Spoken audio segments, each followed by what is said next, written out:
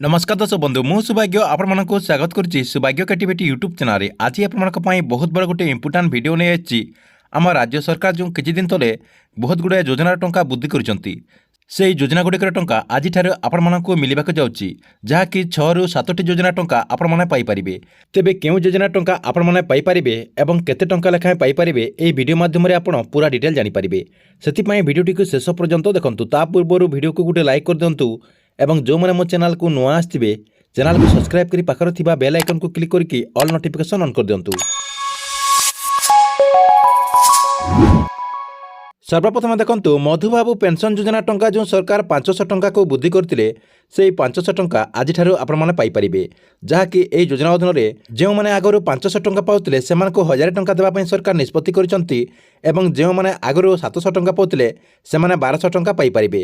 ता सहित जेउ माने 900 टंका पाउथिले सेमाने 1400 टंका पाई परिबे। ता सहित देखंतु राज्य सरकार जो राशन कार्डधारी को 2टा लेखाएं झोट बैग ता सहित 1000 टंका देवा पई जो सरकार घोषणा करथिले सेही टंका मध्ये आपण माने आज ठारू पाई परिबे। आज ठारू 25 तारिख पर्यंत आपण मानक समस्त को ए टंका दिया जिवो। ता सहित देखंतु राज्य सरकार जो बुणाकार और कारीगर मानकर सहायता राशि वृद्धि करचंती सेही सहायता राशि मध्ये आपण माने फेब्रुआरी 20 तारिख रु अर्थात आज ठारू 25 तारिख मध्य समस्त को यह वर्धित टंका दिया जिवो। तापर देखंतु राज्य सरकार जो कलाकार मानकर सहायता राशि सरकार वृद्धि करचंती जहाँकि सेमाने आगरु जो 1200 टंका पाउथिले सेमाने एबे 2000 टंका पाई परिबे। ता सहित जो मानक 80 वर्ष होतबो 80 वर्ष रु अधिका होतबो सेमान को 2500 टंका दिया जिवो। आपण माने एई टंका मध्य आज ठारू पाई परिबे। एई वर्धित टंका आपण माने 20 ରୁ 25 तारिख मध्य एई टंका पाई जिबे। तापर देखंतु राज्य सरकार आउ गुटे योजना टंका वृद्धि करचंती जहाँकि ममता योजना टंका सरकार तरफ 2 गुणा को वृद्धि करा जायतिला जहाँकि आगରୁ जो 5000 टंका गर्भवती माँ मान को दि जाउतिला एबे सरकार तरफ ता 10000 टंका को वृद्धि करागला। जहाँकि एही टंका माँ मान को 2टा किस्ती रे दिया जिवो जहाँकि प्रथम किस्ती रे 6000 टंका ता सहित द्वितीय किस्ती रे 4000 टंका एमती करी माँ माने 10000 टंका पाई परिबे। ता सहित एही वर्धित टंका अगस्त 2023 रु हिताधिकारी मान को मिलिबो। जो माने 4 मास आगरू 5000 टंका पाइचंती सेही माँ माने आउ 5000 टंका पाई परिबे जहाँकि सेमानक अकाउंट को आज ठारू अर्थात 20 तारिख रु 25 तारिख मध्य सरकार तरफ डीबीटी माध्यम ट्रांसफर करा जिवो। तापर देखंतु राज्य सरकार नुआ स्कॉलरशिप देबा पई घोषणा करथिले जहाँकि एही टंका +3 एवं पीजी पिला मानक मिली परिबो जहाँकि छात्र मानक 9000 टंका मिलिबो एवं छात्री मानक 10000 टंका मिलिबो।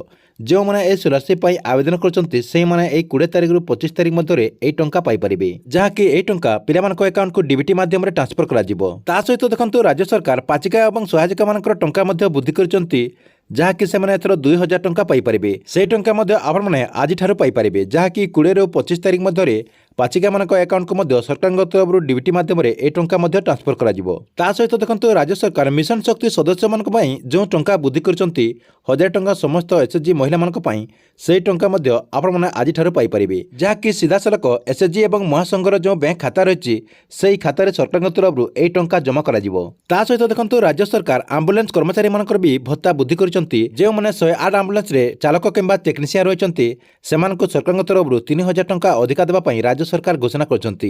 एही टंका मध्य आपण माने 20 ରୁ 25 तारिख मध्य पाई परिबे जहाँकि राज्य सरकार तरफ घोषणा अनुଯାयी एही टंका आपण माने मध्य पाई परिबे। ठीक अछि एथिला आपण मानक पई बहुत बड़ गोटे अपडेट। आपण मानक वीडियो केमति लागला कमेंट बॉक्स रे निश्चय गोटे कमेंट करंतु एवं गवर्नमेंट रो जेकोनसी नुआ योजनार अपडेट जानिबा पई आपण माने ए चैनल सहित जड़ित रहिथांतु।